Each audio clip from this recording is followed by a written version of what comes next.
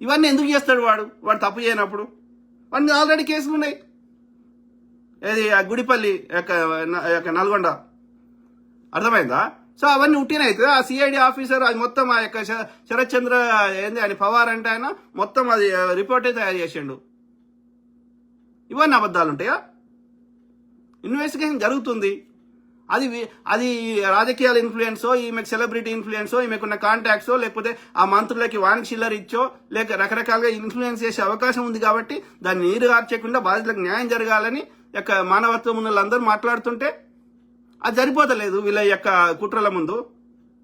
కాబట్టి నేనేం ప్రాధాయపడుతున్నా, అరే బాధితులారా మీ పైసలు రావి, నాయి కావు, మా ఎవరి కావు, మాట్లాడేటోళ్ళు ఎవరి కావు, సంపత్ నాయక్ కావు, ప్రత్యూష రాథోడి కాదు, లేకపోతే రఘు జర్నలిస్ట్ కాదు, ఇంకో వీళ్ళే కావు. ఎవరి పైసలు అవి? మీ కష్టార్జితం. ఇంకా పెద్ద వాళ్ళు వస్తలేదు.